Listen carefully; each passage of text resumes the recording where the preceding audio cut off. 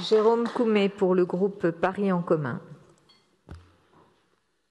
Madame la maire générale, mes chers collègues, vous ne serez pas surpris que je prenne la parole ce matin devant vous au nom du groupe Paris en commun dans le cadre de cet hommage à Hubert Germain, puisque j'ai déposé un vœu lors de la dernière séance de notre conseil pour que la ville dénomme une voie ou un équipement parisien en sa mémoire, ce que vous avez d'ailleurs accepté et je vous en remercie à nouveau. Vous ne serez pas surpris non plus que ce soit le maire du 13e qui s'exprime, puisqu'Hubert Germain a été élu à plusieurs reprises député de cet arrondissement et que le Conseil du 13e a adopté à l'unanimité le vœu présenté en novembre. Lors de mon intervention, j'associais sa mémoire à celle de Claude Lallet, l'un des 27 fusillés de Châteaubriand, alors qu'il n'avait que 21 ans, le compagnon de martyr de Guy Môquet, Charles Michel, Jean-Pierre Timbaud, Maurice Gardette et d'autres responsables élus parisiens du Parti communiste, Claude Lallet que le 13e a souhaité également distinguer. Quoi de commun entre ces deux hommes nés tous deux en 1920, entre Claude Lallet, qui aura à peine vécu, et Hubert Germain, qui se sera éteint près de 80 ans, jour pour jour, après le jeune étudiant, au terme d'une vie longue et bien remplie où il aura été maire, député, ministre. Quoi de commun entre le communiste et le gaulliste? Outre le lien avec le 13e, bien sûr, où le premier vivait et dont le second fut longtemps l'élu, quoi de commun donc? La même volonté de dire non, de refuser l'occupation et l'humiliation de la patrie, de rejeter l'esprit de collaboration et les compromissions. Que serions-nous, interrogé publiquement le président de la République lors de l'hommage solennel rendu à Hubert Germain à l'occasion de la commémoration du 11 novembre à l'Arc de Triomphe, si de tels hommes ne s'étaient pas levés? Où irions-nous, ajouterai-je, si nous les oublions, si nous ne rappelons pas aux jeunes générations qui ils étaient et les choix qu'ils firent et qui les menèrent parfois jusqu'au sacrifice suprême? Avec Hubert Germain, c'est un résistant de la première heure qui s'embarque à Saint-Jean-de-Luz pour rejoindre l'Angleterre dès le 24 juin 40. Il n'a pas 20 ans et il vient de nous quitter aujourd'hui.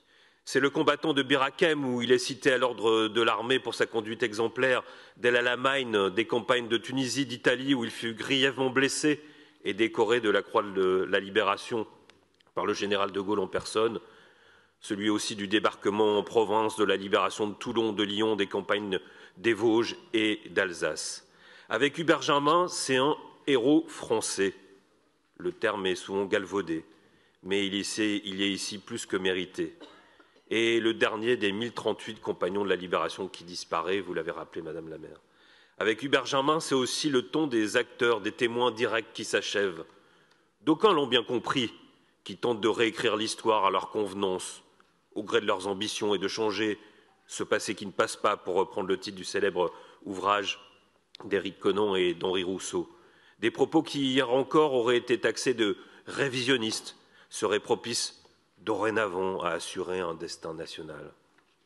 Arrivé au crépuscule de son existence, Hubert Germain nous invitait encore, dans un livre publié à la fin de l'année 2020 avec Maurice Leroy, à espérer pour la France et à, je cite, conserver rougeoyantes les braises ardentes, vous le rappeliez, Madame la maire, dans le courrier qu'il avait également écrit.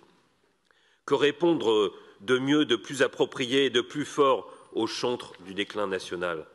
Mes chers collègues, nous sommes élus de Paris, la capitale de notre pays, de cette ville qui s'est soulevée contre la barbarie nazie et qui a été élevée, elle aussi, au rang de compagnons de la libération. Cet héritage nous oblige. Il nous appartient plus qu'à d'autres de conserver la mémoire de ce qui a été. Dénoncer clairement que souhaiter la victoire de l'Allemagne, pour reprendre les paroles de Pierre Laval, ou appeler à la poursuite du combat, comme le fit le général de Gaulle le 18 juin 40, ce ne sont pas les mêmes choses.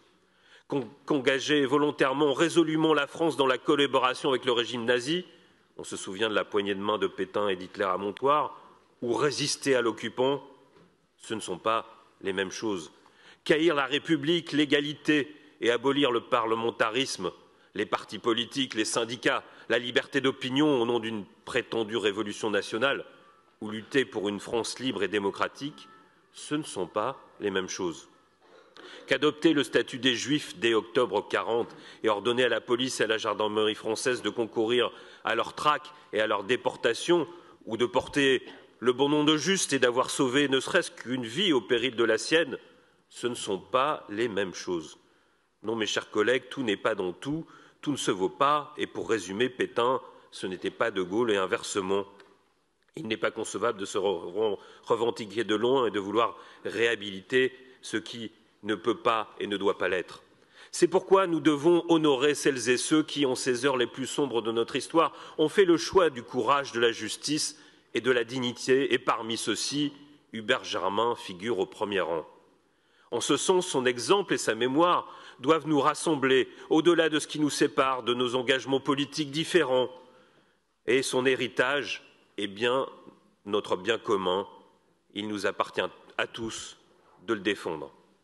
Le jeune étudiant communiste Claude Lallet, l'afro-américaine Joséphine Baker, le gaulliste Hubert Germain, ce sont trois acteurs de la résistance que nous venons de célébrer en quelques jours, trois beaux visages de la France. Merci beaucoup à vous, Monsieur le maire.